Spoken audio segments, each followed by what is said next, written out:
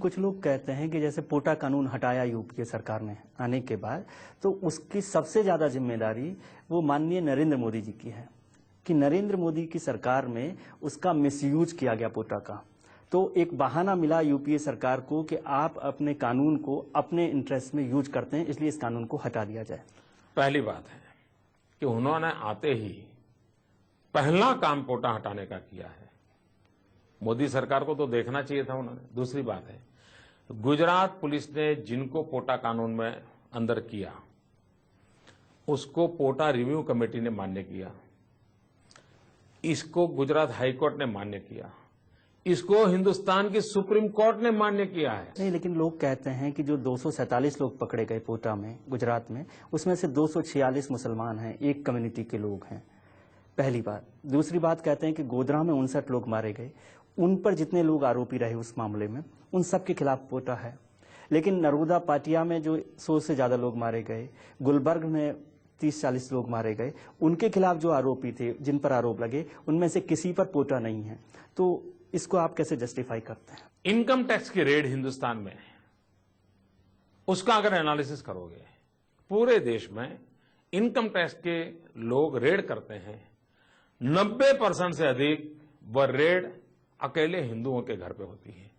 क्या इस देश में इनकम टैक्स की एक्टिविटी को हिंदू और मुसलमान के रूप में देखा जाएगा कि भाई 90% इनकम टैक्स की रेड हिंदुओं की यहां होती है, इसलिए इनकम टैक्स वाले कुछ दिखने हैं, फलाने हैं, ऐसा करोगे क्या? क्या हर चीज को, इस देश को इसी तराजू से तोलोगे? एक ट्रेन के डिब्बे को जला करके, योजना पूर्वक षड्यंत्र करके, जबकि नानावती कमीशन कहा गया है, उसका गुना और एक कम्युनल वायलेंस में दो जुथों की लड़ाई में मरने वाली की चीजें, दोनों को एक साथ करोगे क्या? और भारत के कम्युनल वायलेंस में जो लोग मारे गए उनके खिलाफ आप पोटा नहीं चाहते? भारत की सुप्रीम कोर्ट ने आतंकवादी घटना के लिए पोटा है, कम्युनल वायलेंस के लिए हिंदुस्तान के कानून लगे हैं और उसमें भी सजाएं होती हैं। Communal violence is different thing, terrorism is a different thing. आप जस्टिफाई करते हैं दोनों चीजों को? मैं एक को भी जस्टिफाई नहीं करूंगा। कम्युनल वायलेंस को कोई जस्टिफाई करेगा क्या? नहीं, टेररिज्म को जस्टिफाई करेगा क्या? गुलबर्ग के लोगों के आरोपियों पर पोटा नहीं लगाया, इसको आप जस्टिफाई कर रहे हैं? पहली बात है, उस घटना को पुलिस अफसर अगर कन्विंस होंगे कि ये घटना टेररिज्म की है तो टेररिज्म के कानून लगेंगे। आप पुलिस अफसरों पर भरोसा करते हैं सुप्रीम कोर्ट के कंटेम्प्ट के बाद भी? मैं मानता हूं कि हमको हमारे देश की जो इंस्टीट्यूशंस हैं उसमें अगर कोई कमियां हैं तो उसको स्ट्रेंथन करनी चाहिए। नहीं, सुप्रीम कोर्ट का कंटेम्प्ट आपको पुलिस वालों के भरोसे झेलना पड़ा, पुलिस वालों के कारण झेलना पड़ा कि एक एनकाउंटर में? मेरे पास सुप्रीम कोर्ट के किसी भी लिखित जजमेंट में कोई भी मेरी आलोचना है तो मैं आपको प्रार्थना करता हूं कि आप पूरे एनडीटीवी के दर्शकों नहीं, अभी सोहराबुद्दीन वाले मैं अभी भी कहता हूं कंटेम्प्ट की अगर आपके पास सुप्रीम कोर्ट सरकार के तौर पर आपको प्लीज आप समझना पड़ेगा। नहीं, ये व्यक्तिगत आपको समझना पड़ेगा, आपको समझना पड़ेगा। ये झूठ बहुत चला है आप लोगों ने। 6 साल तक मैं एनडीटीवी के सारे जुल्मों को झेला है। मैं 6 साल से एनडीटीवी को इंटरव्यू नहीं देता था, मैंने आज दिया है। आज दबा करके फिर से बोल रहा हूं कि ये झूठ चला करके आप हिंदुस्तान की जनता को मूर्ख नहीं बना सकते हैं। नहीं, मैं दूसरी बात मुझे बहुत काम करना है। सोहराबुद्दीन वाले मामले में सरकार को कंटेम्प्ट झेलना पड़ा ना, बंजारा के केस में, एनकाउंटर के मामले में, उसको आप नहीं मानते? मैंने कहा ना, मोदी के खिलाफ नरेंद्र मोदी व्यक्तिगत तौर पर थोड़ी होगा। नरेंद्र मोदी तो एनकाउंटर करने नहीं चाह रहे। जिनके ऊपर आरोप होंगे वो जेल में है, वे अपना केस लड़ रहे हैं। क्यों आपको लग रहा है कि ये सरकार आपको अलाउ नहीं कर रही? वोट बैंक पॉलिटिक्स, और क्या?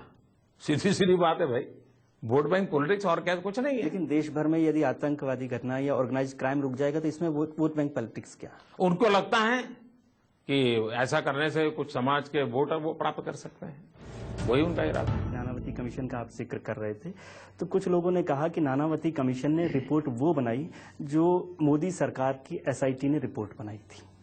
आप किस पर भरोसा करोगे? एक तो आपके मन के अनुसार फटाफट हर सब लोग यही सवाल पूछे, किस पर भरोसा करेंगे? आप बनर्जी कमेटी का जिक्र कर रहे हैं, तो देखिए, बनर्जी कमेटी क्या है और नानावती कमीशन क्या है, दोनों को समझना पड़ेगा। और अच्छा सवाल आपने पूछा। गुजरात सरकार ने गुजरात की घटनाओं के तुरंत बाद एक इंक्वायरी कमीशन घोषित किया, संविधान के तहत किया। करने के बाद मैंने सुप्रीम कोर्ट को चिट्ठी लिखी और गुजरात हाईकोर्ट को चिट्ठी लिखी कि आप अगर हमें सिटिंग जज देंगे तो हम चाहते हैं कि इसकी इंक्वायरी सिटिंग जज करे। दोनों कोर्ट ने कहा कि हम सिटिंग जज को स्पेयर नहीं कर सकते। तो हमने उनको रिक्वेस्ट किया कि अच्छा भाई, जो भी आपको ठीक लगे आप रिटायर्ड जज तय करके। भारत की सुप्रीम कोर्ट के चीफ जस्टिस ने जस्टिस नानावटी को सिलेक्ट किया। ये कमीशन 6 साल तक काम करता रहा और ये वो कमीशन था, हिंदुस्तान में पहला ये कमीशन है जिसके अंदर कोर्ट की तरह क्रॉस एग्जामिनेशन की व्यवस्था है, और वो भी रिपोर्ट का एक हिस्सा लेकर के आया है। दूसरी बात है, हिंदुस्तान का ये पहला कमीशन है जिस कमीशन के टर्म्स ऑफ रेफरेंस में मुख्यमंत्री और मुख्यमंत्रियों के साथियों ने भी कुछ किया हो तो उसका भी जांच करने का काम दिया था। जब उनको टर्म्स ऑफ रेफरेंस में मोदी और मोदी सरकार का लिखा हो तो एक हिस्से में रिपोर्ट दे तो भी, 2 हिस्से में रिपोर्ट दे तो भी, 5 हिस्सों में रिपोर्ट दे तो भी, उनको इस टर्म्स ऑफ रेफरेंस में जितनी बातें हैं उसका जवाब देना पड़ेगा। और 43,000 एप्लीकेंट्स को उन्होंने वेरीफाई किया। 43,000, ये छोटी बात नहीं है। और दूसरी बात है, बैनर्जी कमेटी, रेलवे मंत्रालय के मंत्री ने तय किया किसको जज बनाना है। बैनर्जी को सिलेक्ट किसने किया? मंत्री जी ने सिलेक्ट किया। बैनर्जी कमीशन को क्या सुविधाएं दी जाएगी? नानावटी कमीशन को जो व्यवस्था है उससे 10 गुना ज्यादा व्यवस्था है। बैनर्जी कमेटी को इतने रुपये दे दिए गए, इतने का खर्चा कर दिया गया, इतने कम समय में। बैनर्जी कमेटी की रिपोर्ट पे भरोसा नहीं करें, नानावती कमीशन की रिपोर्ट पे मैं कुछ नहीं कहता हूं, मैं कुछ नहीं कहता हूं, मैं तो सिर्फ जानकारी देता हूं। जनता कंफ्यूज है ना। मैं जनता को जानकारी देता हूं। उनकी रिपोर्ट में किस पर भरोसा करें? मैं बताता हूं। बैनर्जी कमेटी ने फॉरेंसिक रिपोर्ट को भी स्वीकार नहीं किया, स्टडी तक नहीं किया।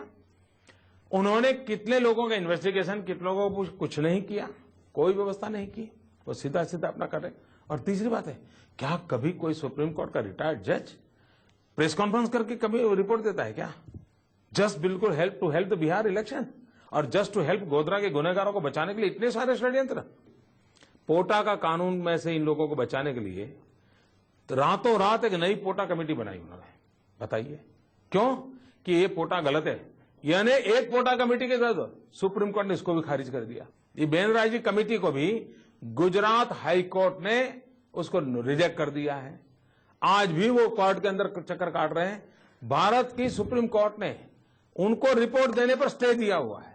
इसलिए असंवैधानिक एक सुप्रीम कोर्ट का जज लेकर के आप कुछ भी बुलवा लो देश की जनता के। आप पॉलिटिकल रिपोर्ट मानते हैं? अरे भैया, मुझे शब्दों में कहना पड़ेगा क्या? आप सरकार हैं, सरकार को तय करना होगा कि वो बैनर्जी कमेटी की रिपोर्ट को माने या नानावती कमीशन की रिपोर्ट को। अरे भाई, दिल्ली पार्लियामेंट नहीं मानती है बैनर्जी कमेटी को, तो मुझे क्या मनवाते हो आप?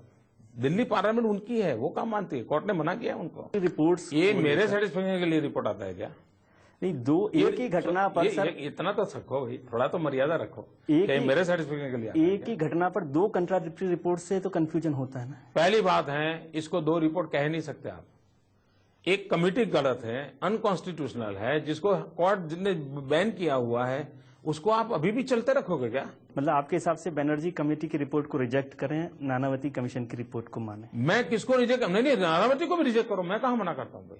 लेकिन इतना तो मानो कौन क्या स्टेटस रखता है भाई।